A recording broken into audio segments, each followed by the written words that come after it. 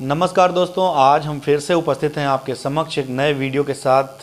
सबसे पहले आप सभी को हमारे चैनल पर आप सभी का मैं हार्दिक स्वागत अभिनंदन करता हूं।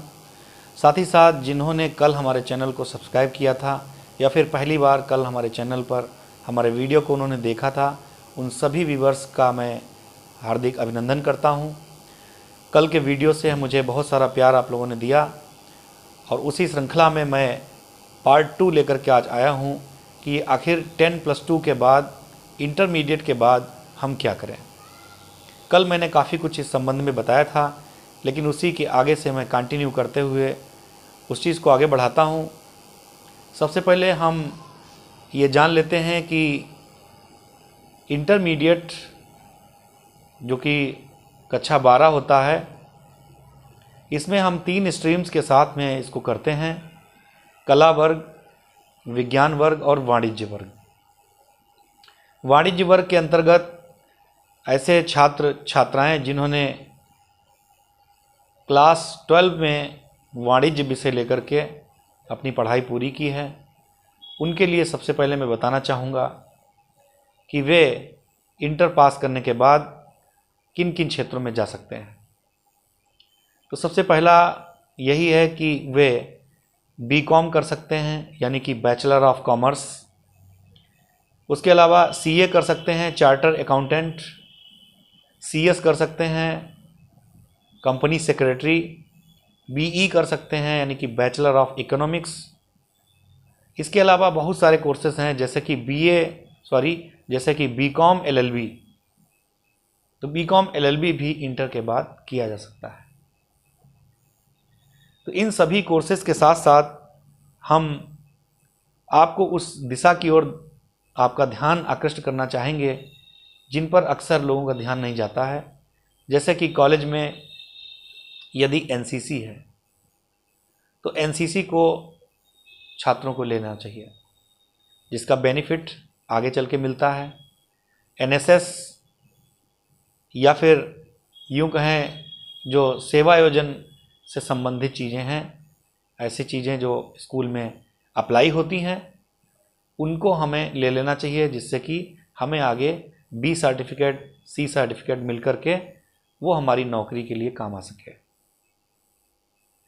इसके साथ साथ यदि हम चाहें तो उसी समय अपनी तैयारी भी कर सकते हैं, कॉम्पिटिटिव एग्ज़ाम्स की तैयारी कर सकते हैं।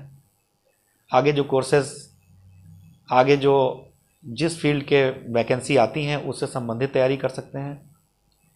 इसके अलावा इंटर पास करने के बाद आईटीआई भी कर सकते हैं, जो कि मेरिट से इसका चयन होता है। पॉलीटेक्निक भी कर सकते हैं, उसका एंट्रेंस एग्ज़ाम होता है। तो कॉमर्स साइड के बच्चों के लिए ऐसा नहीं है कि भविष्य उनका उज्जवल नहीं है। कॉमर्स में जो सब्जेक्ट पढ़ते हैं, अकाउंटेंसी है, मैथ्स है, इकोनॉमिक्स है, बहुत सारी चीज़ें जो कि आगे विभिन्न ऑफिसों में काम आती हैं, चाहे वो इनकम टैक्स ऑफिस हो, ऑडिटर ऑफिस हो, सांख्यिकी कार्यालय हो, इन सभी में इनकी ज़रूरत पड़ती है।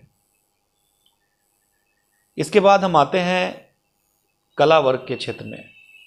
जिन लोगों ने इंटरमीडिएट आर्ट साइड से किया है, यानी कि जो कला वर्ग के विषय हैं, शिक्षा शास्त्र, समाजशास्त्र, अर्थशास्त्र, राजनीति विज्ञान, इन सब विषयों को, हिंदी साहित्य, अंग्रेजी, इन सब विषयों को लेकर के जिन लोगों ने इंटरमीडिएट पास किया है, ऐसे लोग, सभी लोग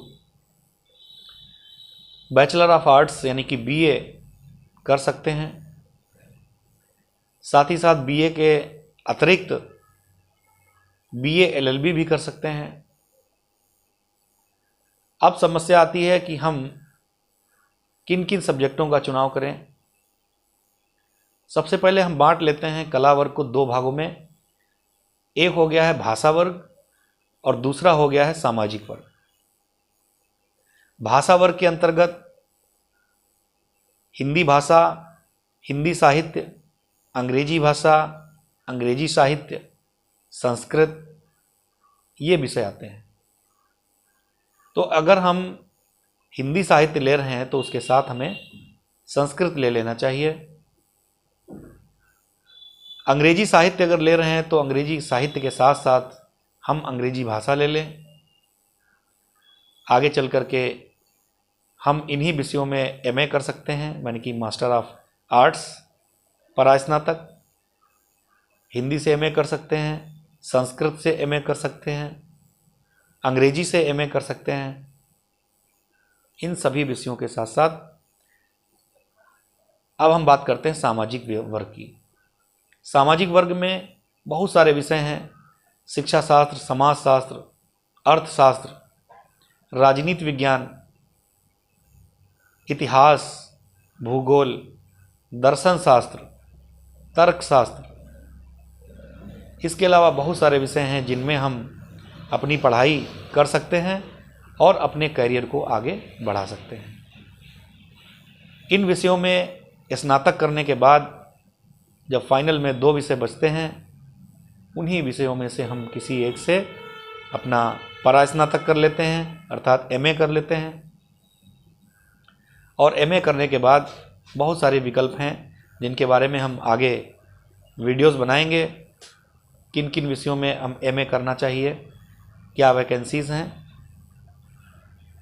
वीडियो देखने के साथ साथ आप अपने कमेंट भी वीडियो के डिस्क्रिप्शन में, वीडियो के कमेंट बॉक्स में आप लोग कमेंट दिया करें, जिससे कि हमें पता चले कि आपने हमारे वीडियो को देखा है, आपकी समझ में आया है, आपके लिए हेल्पफुल साबित हुआ है।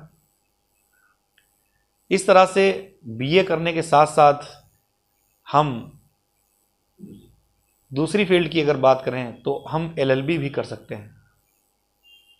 एलएलबी चाहें तो हम बीए एलएलबी एक साथ कर सकते हैं। एक कोर्स होता है बीए एलएलबी। बीए अलग है, एलएलबी अलग है, लेकिन एक कोर्स अलग होता है जिसका नाम है बीए एलएलबी। उसके बाद हम केवल एलएलबी भी कर सकते हैं। एलएलबी के बाद एलएलएम भी कर सकते हैं, जो कि लॉ के क्षेत्र में है। हम विभिन्न न्यायालयों में जज, विभिन्न न्यायालयों में सीनियर वकील, बहुत सारी पोस्टें इस पे मिल सकती हैं। इसके साथ साथ अगर हमने स्नातक लेवल पर एनसीसी ले रखा है या इंटरमीडिएट लेवल पर एनसीसी रखा है, तो इसका बेनिफिट हमें मिलता है डिफेंस की सेवाओं में। इंटरमीडिएट मैथ से करने वाले बच्चों के लिए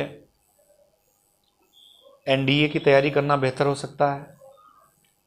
स्नातक में जिन लोगों ने बीएससी कर रखा है मैथ से, उनके लिए सीडीएस इम्पॉर्टेंट हो सकता है। इनको एनडीए और सीडीएस करने के बाद आप सीधे अधिकारी पोस्ट पर भारतीय सेना में कार्यरत हो सकते हैं। बहुत सारे विकल्प हैं, बहुत सारी चीज़ें हैं। ज़रूरत है हमें अपनी रुचि को आंकने की कि हमें किस क्षेत्र में हमारे लिए उपयोगी रहेगा, और ये भी ज़रूरत है कि वर्तमान समय में किस कोर्स का ट्रेंड है। तो इन सब कोर्सों के साथ साथ हम स्नातक के बाद जितने भी कोर्सेज हैं, बीएड, बीटीसी, जिसको हम लोग डीएलएड कहते हैं, बीएलएड, बहुत सारे कोर्सेज हैं जिनके बारे में हम वीडियो लेकर के आएंगे। और बात हम करें बीएससी की, तो इंटरमीडिएट के बाद साइंस वर्ग के जो छात्र रहते हैं वे बीएससी एग्रीकल्चर भी कर सकते हैं, बीएससी नर्सिंग कर सकते हैं, बीएससी कंप्यूटर साइंस में कर सकते हैं। बहुत सारे सब्जेक्ट में बीएससी की जा सकती है। ये हमारे व्यक्तित्व और विवेक पर निर्भर रहेगा कि हम किस फील्ड को चुनाव करते हैं।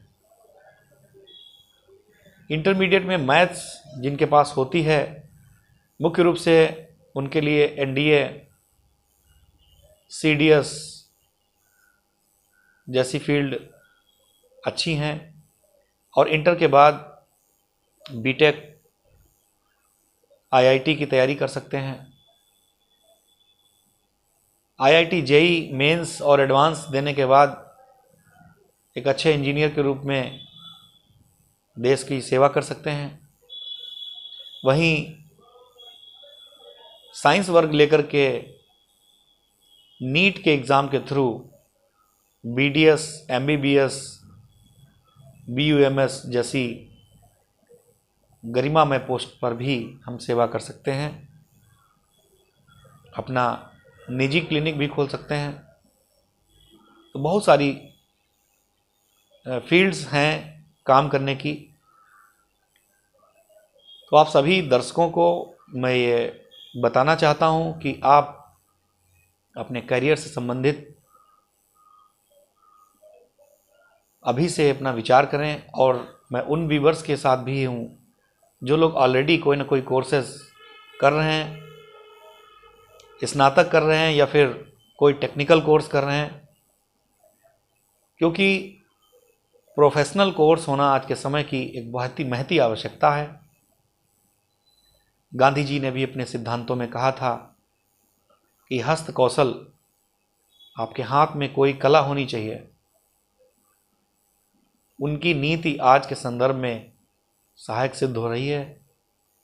सभी छात्र छात्राओं को अपनी शिक्षा इस तरह से ग्रहण करनी चाहिए कि वो भविष्य में आत्मनिर्भर बन सके, अपने पैरों पर खड़ा हो सके। इसके लिए हमें व्यावसायिक शिक्षा की आवश्यकता है। केवल स्नातक कर लेने से या फिर BA BSc सिंपल रूप में, साधारण रूप से करने से आपको कोई भी चीज़ हासिल नहीं होने वाली है। आपको प्रतियोगी परीक्षाओं की तैयारी इंटरमीडिएट से ही कर लेनी चाहिए, जिससे कि 2 से 3 साल के अंदर आप उसके बेस को तैयार कर सकें। वस्तुतः देखा यह जाता है कि बच्चों के समझ में ये आता है कि हम इंटर में हैं, जब हम ग्रेजुएशन कर लेंगे, स्नातक कर लेंगे, तब हम तैयारी करना शुरू करेंगे। यही भूल उनको पीछे धकेलती है। वे बच्चे जो इंटरमीडिएट से तैयारी करना शुरू करते हैं वो 2-3 साल में अपना बेस तैयार कर लेते हैं और उसके बाद किसी भी कंपटीशन को आसानी से निकाल लेते हैं। आज बेरोजगारी से भरे समाज के अंदर अपने आप को गति देने की आवश्यकता है, अपने आप को गतिमान रखने की आवश्यकता है। ऐसे वे सभी छात्र छात्राएं जो एक भीड़ का एक हिस्सा हैं, वे कभी सफल नहीं हो सकते। उनको सफल होने के लिए अपने आप को भीड़ से अलग दिखाई देना पड़ेगा। अपने आप को साबित करना पड़ेगा कि हमारे अंदर कोई एक अलग हुनर, अलग हमारी सोच, हमारा व्यक्तित्व अलग है। मैं उन सभी विद्यार्थियों को ये शुभकामनाएं प्रदान करता हूं और ये आशीर्वाद प्रदान करता हूं जो कि आर्थिक समस्या से जूझ रहे हैं, सामाजिक समस्याओं से जूझ रहे हैं, मार्गदर्शन से जूझ रहे हैं। उन सभी बच्चों के लिए हमारा चैनल और मैं स्वयं आपके लिए सकारात्मक पॉजिटिव वीडियोस लेकर आता रहूँगा। आपका मोटिवेशन करना ही हमारा परम धर्म है। आपकी सभी समस्याओं का समाधान करना हमारा कर्तव्य है,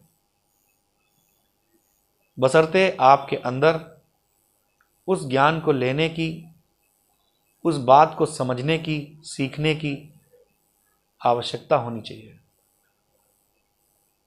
यदि आप अपने इस उद्देश्य में सफल होते हैं तो आपकी पढ़ाई, आपका मार्ग आपको सरल दिखाई देने लगेगा। सफलता में ही असफलता छिपी हुई है, असफलता में ही सफलता छिपी हुई है। कोई भी व्यक्ति एक बार में सफल नहीं हो सकता। उसके लिए उसे बार बार सतत रूप से प्रयत्नशील रहना पड़ेगा। आप सभी विद्यार्थियों को ये जानना चाहिए कि वर्तमान समय में हमें क्या करना चाहिए। साथ ही साथ मैं उन दर्शकों को भी बताना चाहता हूं जो कि सोचते हैं कि हमारी इमारत बाद में बहुत मजबूत हो जाएगी, उनकी ये बहुत बड़ी भूल है। क्लास 6 से लेकर 12 तक का जो सफ़र है, यदि आपका ये सफ़र मेहनत और परिश्रम से नहीं किया गया है तो निश्चित रूप से आपकी जड़ कमज़ोर है, और उस कमज़ोर जड़ पर इमारत बनने के लिए वो जो इमारत बनेगी उस पर वो कमज़ोर ही रहेगी। तो आज जो बच्चे 6 से लेकर 12 तक पढ़ रहे हैं, उनको चाहिए कि अपने पूरे सब्जेक्ट को कवर करें, केवल महत्वपूर्ण तथ्यों की ओर न जाएं, बल्कि हर चैप्टर, हर अध्याय को बारीकी से पढ़ें, जिससे कि उनमें छिपे हुए जो तथ्य हैं वे तथ्य उनके बाद में काम आ सकें। हमेशा ये सोच करके पढ़ाई करें कि ये पढ़ाई आपकी मात्र परीक्षा पास करने हेतु नहीं, बल्कि ये पढ़ाई आपके जीवन के लिए काम आने वाली है। यदि आपकी यही सोच रही तो आपको सफल होने से कोई नहीं रोक सकता। आप सभी विद्यार्थियों के हित में मैं अपना समय निकालकर आपके लिए वीडियो लेकर आता हूं। वीडियो पोस्ट करने का मकसद लाइक, कमेंट और सब्सक्राइबर बढ़ाना नहीं, बल्कि उन बच्चों के भविष्य का निर्माण करना, उन बच्चों को दिशा दिखाना जिनके मार्ग में बहुत सारी कठिनाइयां हैं। वे दिशाहीन होकर के आगे बढ़ते चले जा रहे हैं, लेकिन उनको कोई भी मार्ग नहीं दिखाई दे रहा है। आज के समय में, सोशल मीडिया के समय, आप अपने घर पे बैठ के बहुत सारा अध्ययन कर सकते हैं, लेकिन उस अध्ययन के साथ साथ यदि हमने पुस्तकीय ज्ञान को खोया तब भी हमारे मार्ग में बहुत सारी कठिनाइयां आएंगी। हमें अपने पुस्तकीय ज्ञान को आगे बढ़ाना है। आज से 20 साल पहले कोई माध्यम नहीं था, आज से 10 वर्ष पहले कोई माध्यम नहीं था। लोग लाइब्रेरी, पुस्तकालयों में जाते थे और पूरे पूरे दिन, घंटों पुस्तकों का अध्ययन करते थे। पुस्तकों के अंदर वो खजाना छिपा होता है जो खजाना हमें कहीं भी ढूंढे नहीं मिलता है। सोशल मीडिया पर जो भी तथ्य, जो भी चीज़ें आपको मिलती हैं, उनकी विश्वसनीयता एक उनका प्रश्न चिन्ह है। एथेंटिक है या नहीं है ये हम लोग नहीं जान पाते, बस उसी को ध्यान में रखते हुए उसी पर कार्य करते रहते हैं और बेरोजगारों की भीड़ में शामिल होते रहते हैं। तो अच्छी पुस्तकों का अध्ययन करें, मानक पुस्तकों का अध्ययन करें, अपने से बड़े लोगों का सम्मान करें, अपने गुरुजनों का आशीर्वाद प्राप्त करें, सभी के साथ अच्छा कार्य करें, ईश्वर पर विश्वास और आस्था बनाएं। यही सफल होने का एक मूल मंत्र है। इसके अलावा सफल होने का कोई भी मंत्र नहीं है। तो आज पुनः हम सभी दर्शकों का अभिवादन करते हैं कि आप हमारे चैनल पर आए, हमारे वीडियो को लास्ट तक देखा। यदि आपको लगे कि ये वीडियो हमारे लिए हेल्पफुल है तो ये वीडियो अपने दूसरे दोस्तों को, दूसरे साथियों को, दूसरे दर्शकों तक पहुंचाएं, जिससे कि हमारे चैनल को एक गति मिले और हमें एक ऊर्जा प्राप्त हो। हम फिर से आपके सामने और भी अच्छे अच्छे वीडियोस लेकर के आएँ। अभी तो हमने शुरुआत की है, हमारे कुछ वीडियोस प्लेलिस्ट पर, चैनल की प्लेलिस्ट पर पड़े हुए हैं, उनको आप देख सकते हैं।